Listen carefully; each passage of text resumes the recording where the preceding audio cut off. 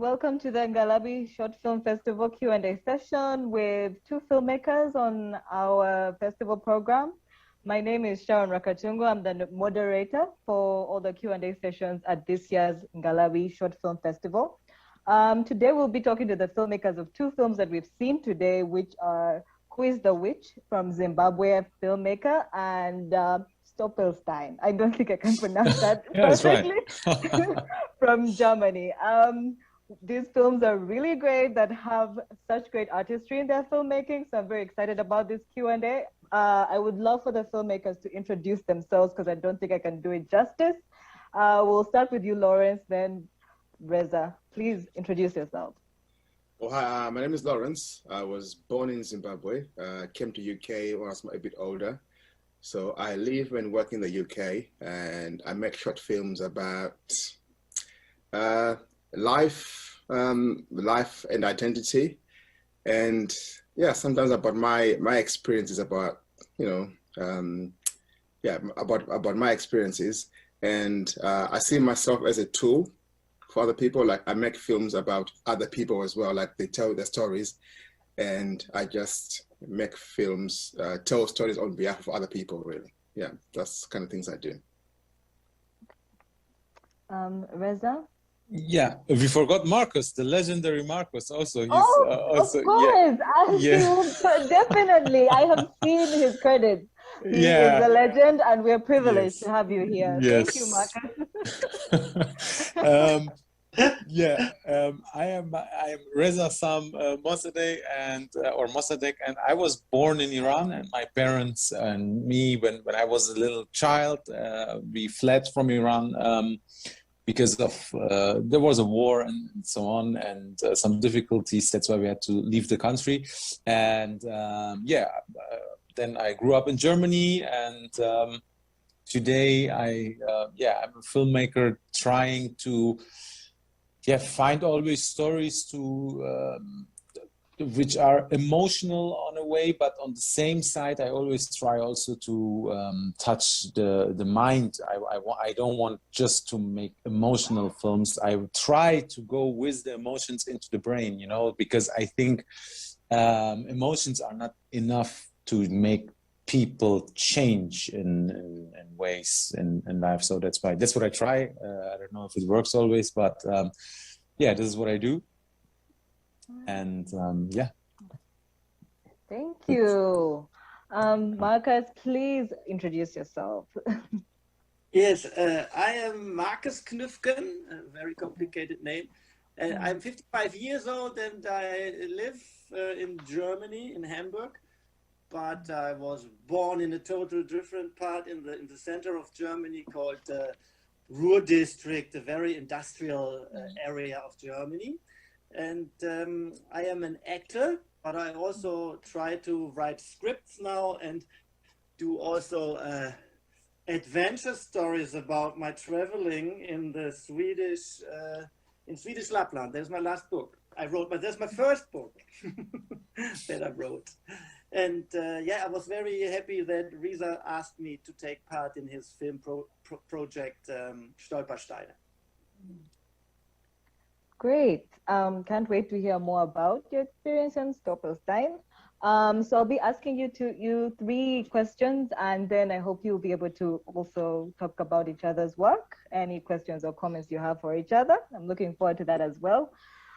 So I think let me start with Lawrence. Let's talk about your film a bit. So it's a really great film, such a heartbreaking story, and this experience was fascinating for me to see on screen, coming from an African country here in Uganda. I have seen that happen to people. I have witnessed it with myself, with saying this is a demon instantly. So it was really great to see this portrayed on screen, and I was wondering if it seems to be your story. I wanted confirmation on that is this your story? Because you also were saying you like to tell people's stories, but were you what compelled you to tell your own, if it is your own? And I'm also curious about why you chose this form, like the narration and the documentation. It's really unique. I'm curious to know why you chose the form that you used during this film. All right, so yeah, it is my story, and if I'm the only who's even narrating, I don't like my voice, by the way, but I had to do it because I was telling my story. It's something that actually happened in my life. It's a summarization. There's a lot more to it, obviously, and I think once I was diagnosed, right, I was fine with it, right, and then eventually I found the whole experience a bit funny, right, but it took me a while to tell it because like I was over it, but then I didn't know how my family would react. Do you know what I mean? Like they want to take part in this kind of thing because as far as I know, right, where I come from, people go to witch doctors, but no one talks about it. Right? No one openly talks about it. I'm not embarrassed by it. It was a bad experience, and I accept that people were trying to help me, and also like where we are from, right? So people are confused with witchcraft. There is medicine, then there's Christianity as well. So it's a mix of all those things, our experiences, and like the technique of the film is something I sort of.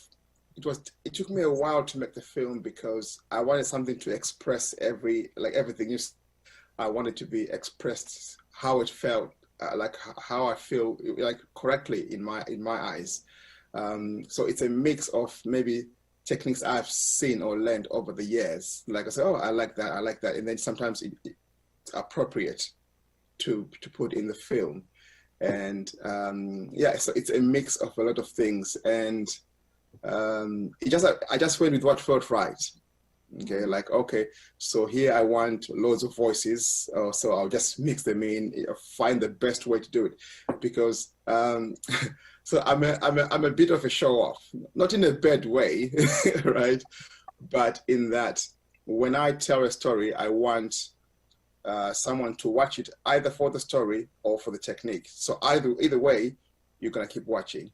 So that is one of my goals. And when I make my stories, my aim is never to teach anyone anything, because it sort of clouds how I make the film. I just tell the story. If you want to learn something, if you learn something, that's up to you. If you don't, oh well, you know. So yeah, so that's sort of how I approach filmmaking myself. And for short films, I like to experiment a lot, you know, because it's short. You know, it's fine. You know, just go crazy a little bit. Yeah, that's how I do it. I noticed in the credits that you have people with their last name. Is that your immediate family? And what was that like? Yeah, reliving this story? Yeah, so I got my parents involved, my 3 siblings. I got my wife involved. I got friends. So it's all like, yeah. So the credit for my family is because they were the ones I was interviewing. Because what I did is when I interviewed them, I didn't tell them only my sister knew because she had read the script for the narration.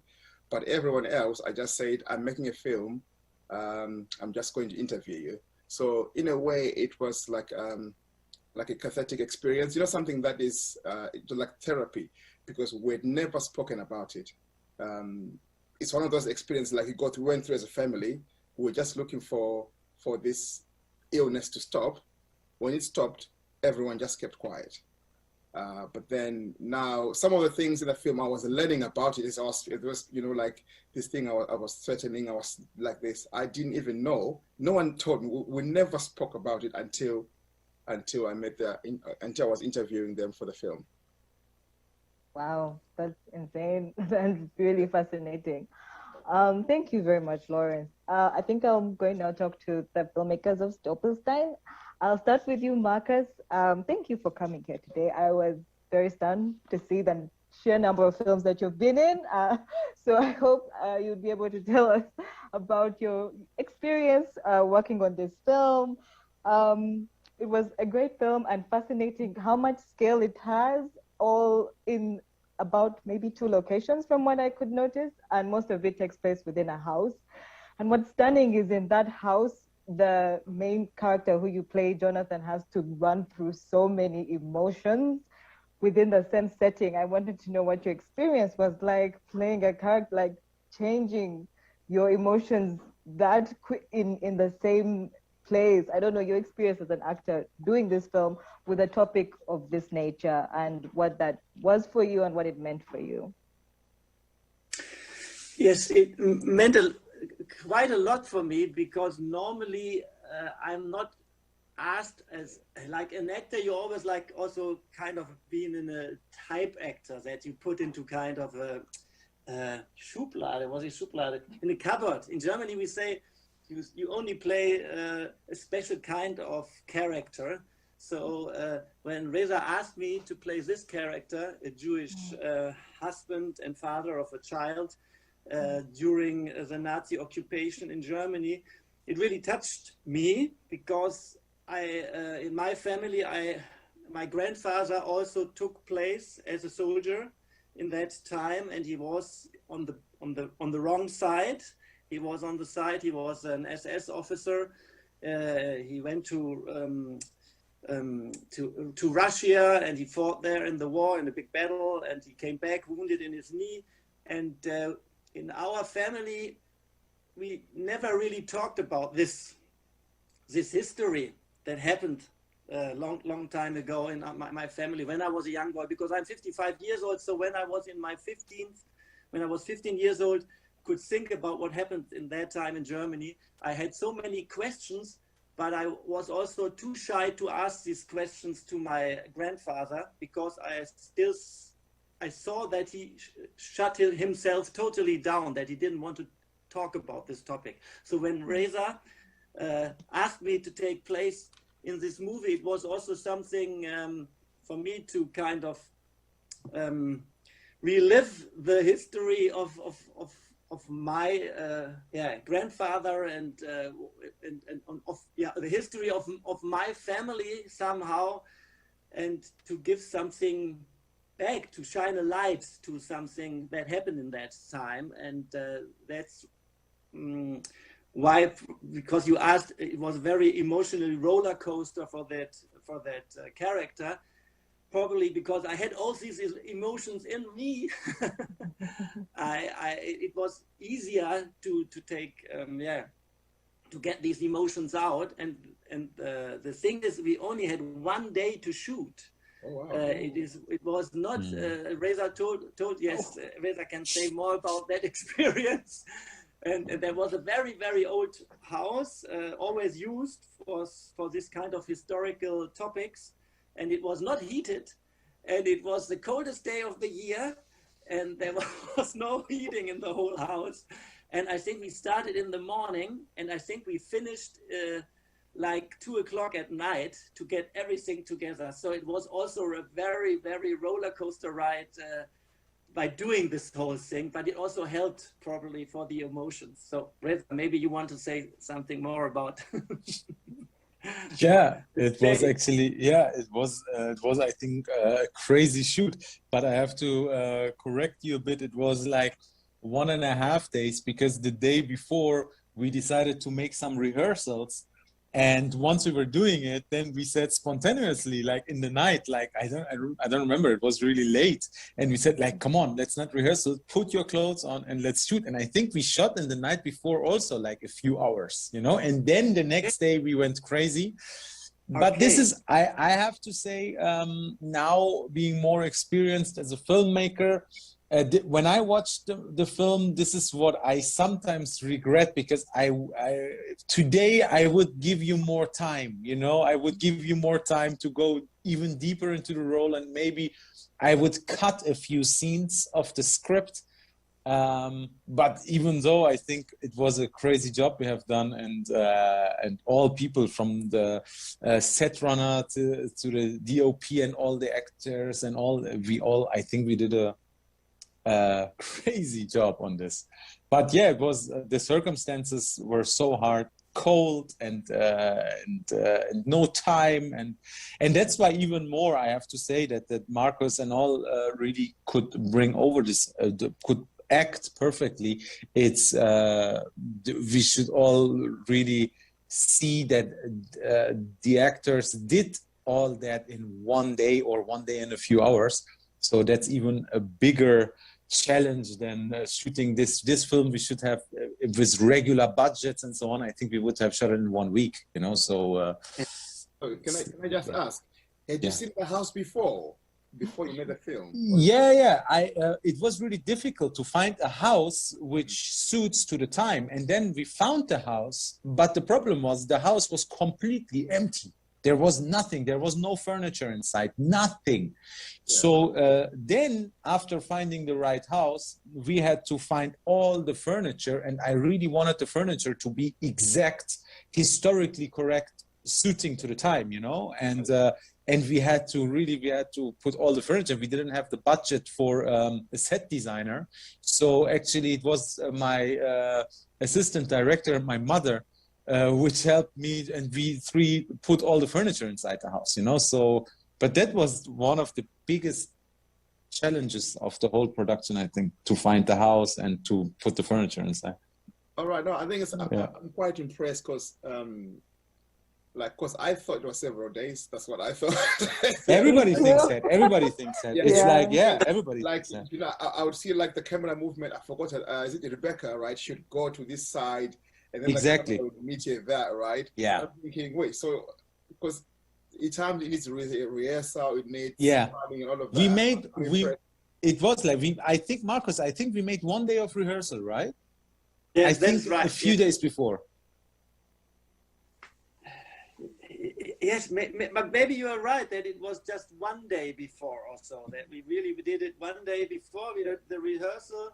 Yeah. Shot a little bit, like one scene or something, then came back, also exhausted in this cold house, and then shot 1 day and into the night, like 1.5 days. Yes. Yeah, but actually, we did the rehearsal. You know, when I wrote the script, I didn't want any cuts in between of the scenes inside the house. So that's why we exactly. I planned before which actor has to walk and stand and come and go. Yeah. And on the same time, the DOP did all on a Steadicam. So he had a tough day also. Imagine the whole day having the Steadicam. And we had really a big camera and big lenses. And also he did also Markus Lucas Thielke, which is he's a great DOP really. And he did also a crazy job the whole day, having this thing on his shoulders and moving through the house, and wow. Yeah, because I'm always fascinated, like what Markus was saying, like, because I've seen so many Hollywood films. You know, when you see so many Hollywood films, but they always show the other side, like say either the American or the British and things like that, right? So I always wonder, like even video games about war and stuff, right? And it's always German on the wrong side. And I'm thinking, I'm sure, right, some Germans were victims. A lot of Germans were victims as well, victims of Hitler. But that is never highlighted. Not just the Jewish Germans, but other ones who didn't, maybe they didn't have a choice but to go along with Hitler's plans, because, you know, you can't really say no to things. So I tend to enjoy. A few years ago, I watched a film called Downfall, about Hitler in the bunker. Right? Yes. I like those kind of films because it's not Hollywood. It is like people in Germany telling us about the experience of Germans in that time.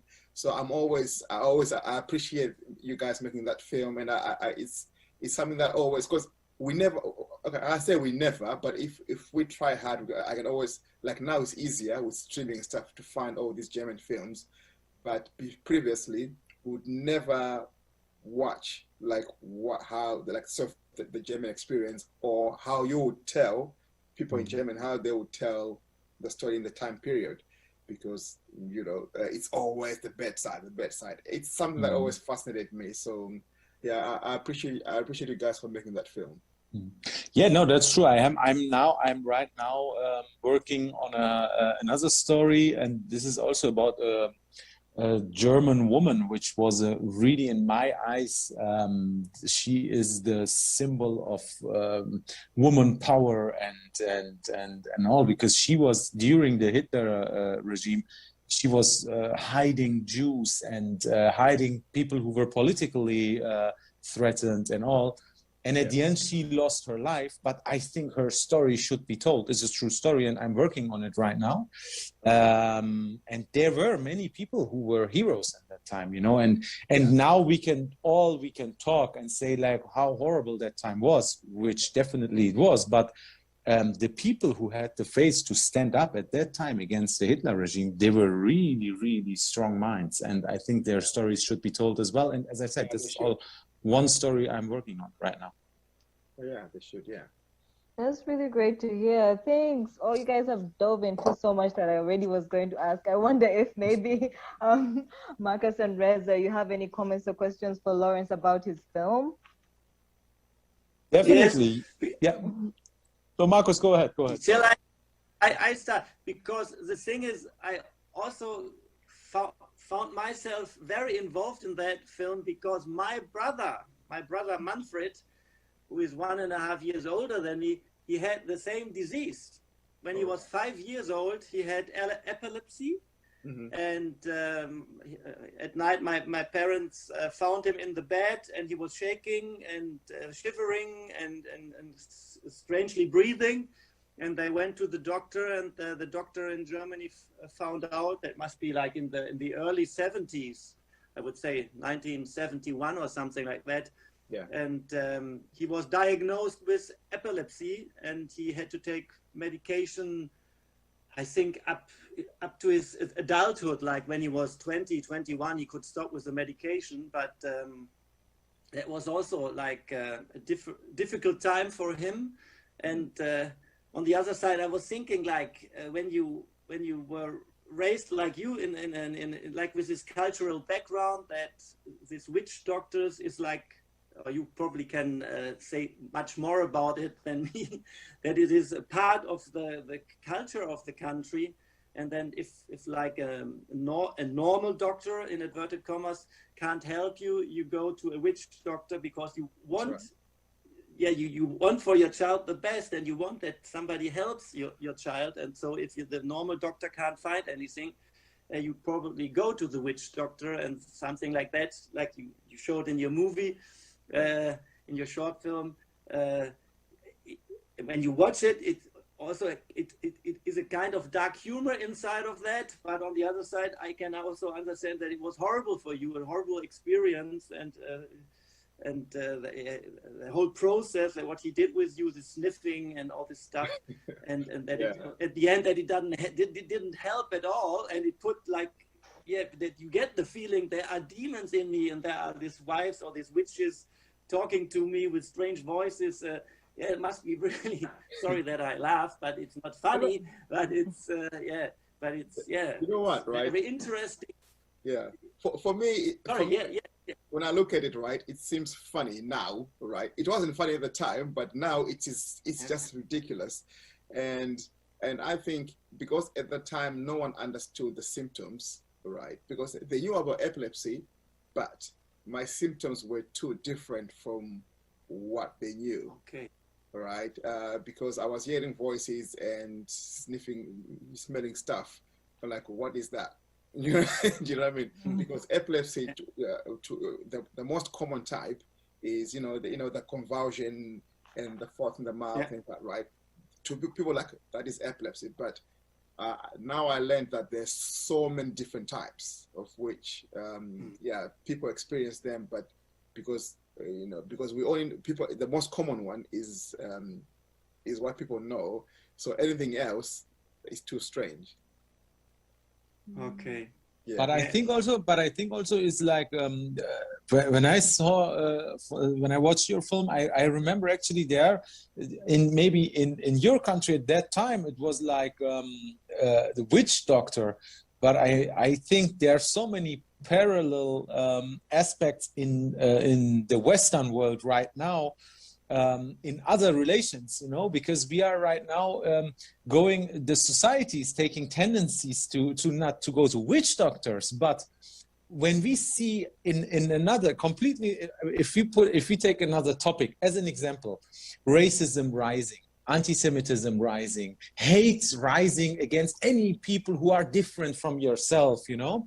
And what do people do? Now, I think our society really is going backwards, because in the past, we used to go to experts and we listened to them, and then they were the experts, scientists, whatever, and then we could educate ourselves from them. Right now, I have the feeling that the witch doctor in our society is called internet, and people, instead of, as an example, if we take the coronavirus, instead of listening to scientists and whatever, they listen to bloggers and vloggers and anyone who is on YouTube and telling some creepy shit into the camera, you know? Yeah, and I think that in our society, they are not directly witch doctors, but they are manipulators in all this alternative media, you know? So, and they have a very bad impact also on society, because there is, as an example, a person who has no idea of what he's talking about, but if he has many followers on Instagram, people listen to him. That's right. Yeah. And there are some parallels, you know, so it's a different topic, but I think both are in a way dangerous and both are in a way really manipulative, you know, like. Right. You know what? I never look at things that way. It makes sense, because it's like, you know, sometimes like if you're feeling a bit unwell and then you search your symptoms, you feel like you're going to die. You know? Absolutely. I'm dead. Absolutely. I've got cancer. Yes, 100%. Because everybody in the forum slides. Yeah, true. Yeah, even like you go to a doctor, they tell you something, you go like, let me go on the. Someone we trust the internet more than exactly. And this is the new witch doctor. Actually, we can call it witch doctor 2.0. You know? Yeah, that's right. This is really dangerous, because people, seriously, you know, in the past we used to check, okay, what are scientists, expert doctors saying, and we were thinking, and then we were making our mind or something. Today, I have the feeling people don't care anymore. Who is telling me that? Important is just that people get confirmed in their opinion, and then they say it's true, even if they're wrong by themselves, you know. Yeah, that's right. I think somehow we I don't know why we embrace the wrong thing that much. It's something that I never understand it. Like we don't. I try to. I do my best always, right? To look at the expert opinion, but it's quite right that. Because like now what's happening where I'm from in Zimbabwe, right? People are a lot into Christianity. It's fine, because I tend to say, like, you can believe whatever you want to believe in. It doesn't mean you're right. You're right. Yeah. Because now you have all these prophets and past, you know, people who have magic, you know, like word from God and things like that. And they're all harmful to people, but they're doing it to line their pockets with money and stuff like that. But exactly. maybe that's because maybe that's a story to tell another time. Absolutely, yeah, absolutely. Yeah. So. Thank you so much. I don't know if Lawrence, you had any additional question or comment you had for Markus or Reza before we close up? Oh, right. Yes, I do. The end of the film, right?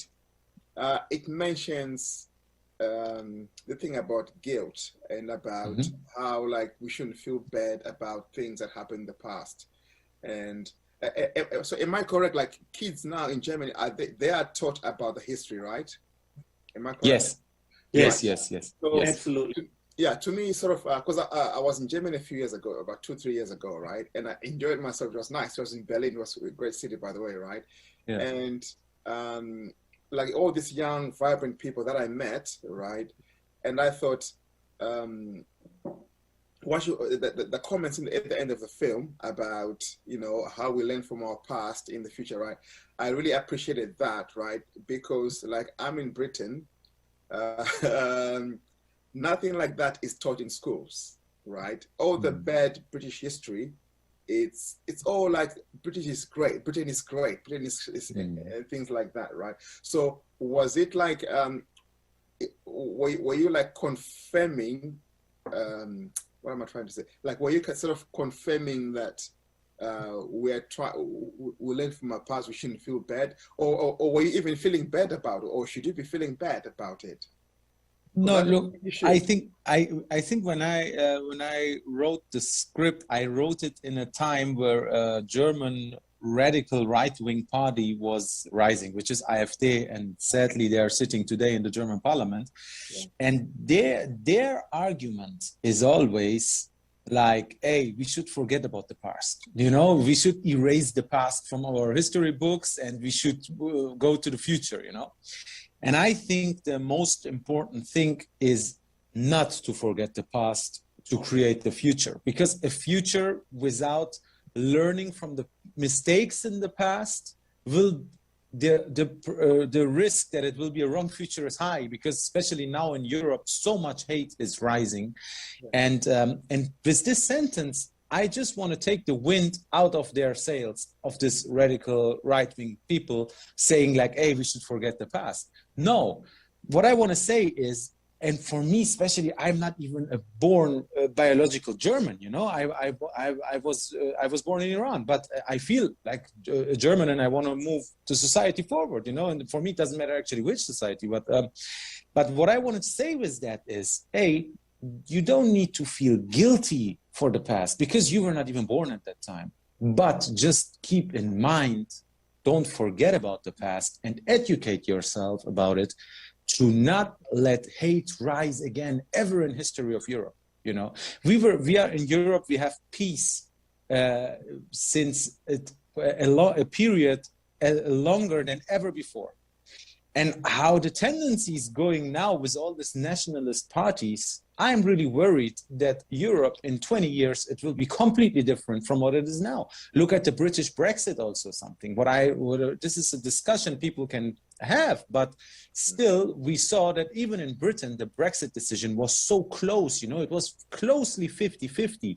So we really have to be aware that this freedom we have in Europe, it is not, you know, it's not something what was forever there. It was something what people have fought for and people have stand up for. And we are now, it's our duty, I think, to keep this freedom, to fight, to keep this freedom and to not go into a new war or into new hate and so on.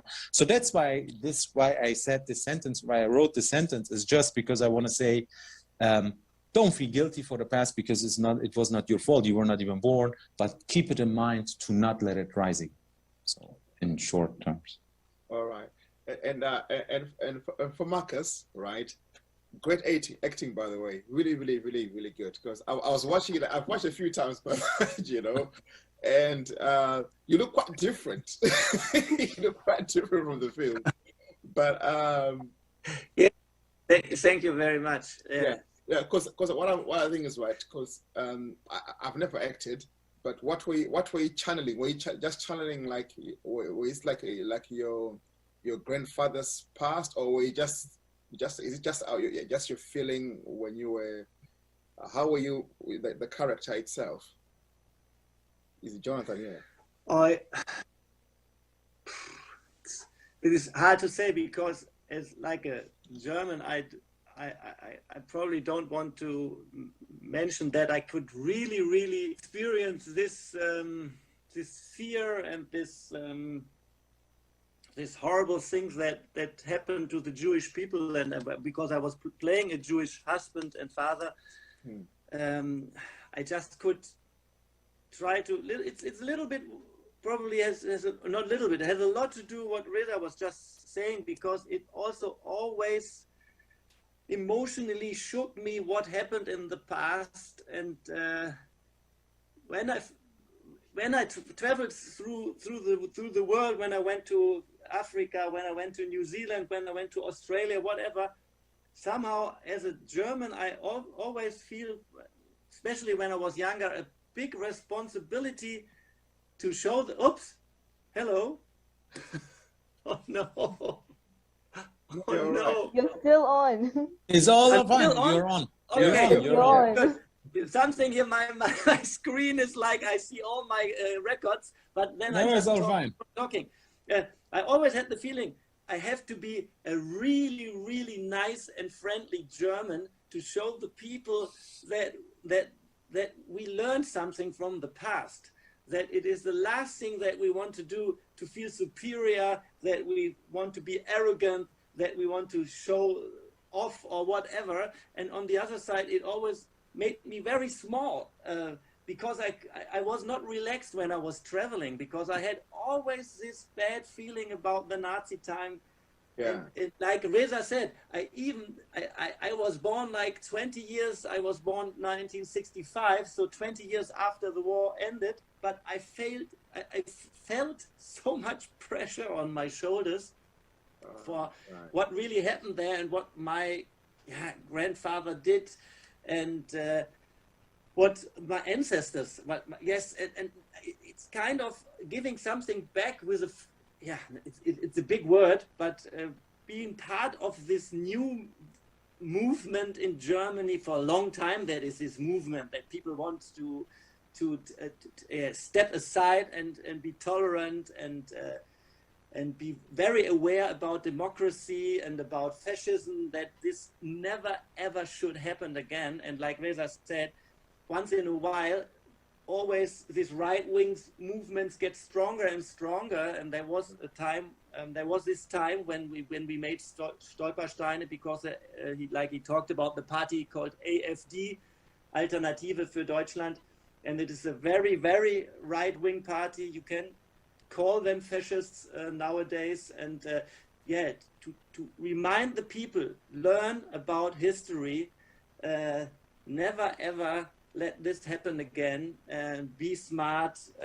This is one planet. All these people have to live together, and like we know about climate change, it even brings the world closer together, because everything we are doing nowadays will fall back on us, and we have to deal with it. And there will be a lot of migration. There will be a lot of people coming to our country, or maybe we have to go away from our country one day. And we will be very happy if other people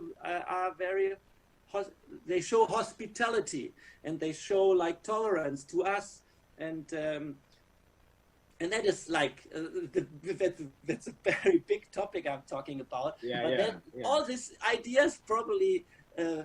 You as an actor, you carry in your heart and in your soul, and when you channel it, you can give, like we say, we give the character a little bit flesh. Can give the character emotion, and that's probably what I was trying to express when I was playing the part of this Jewish husband. And, you were great, by the way. You're really, really great. And credit to you and to Reza, because Reza obviously was the master puppeteer, all right? No. Yes, and he's a very, because I worked with a lot of directors, he is a very calm person, and that helps an actor a lot, because he is not, even if we only had this 1 day or 1.5 days, he never ever put pressure on us three. On my wife and on my kid, and that helps also a lot. I really find it very comfortable if you have a director who is smart and very sensitive and a very human person, and that is I have to give my compliments to Reza. He's a very good actor. He's a very good director. Sorry.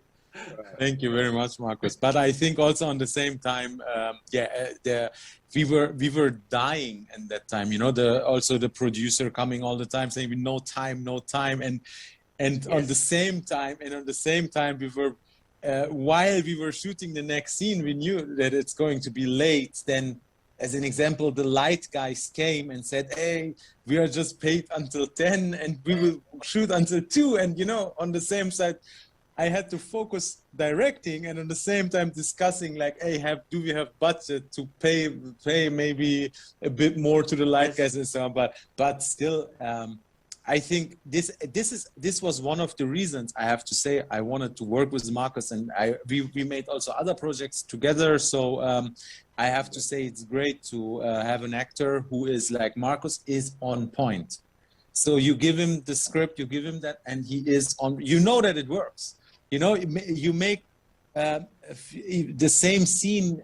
Maybe we shot it a few times, but not because it was bad acted, it was because Markus always offers you a few different versions, and then you sit in the edit later and you can choose, you know. So this I have to give back. Thank you.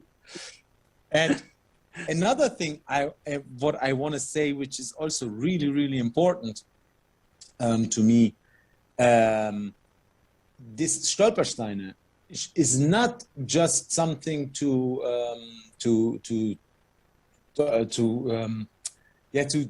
for the German people, you know. I think it is something international, because in the whole world, it doesn't matter where, people should look at the past of Germany to see what hate can create, in which disaster hate can end.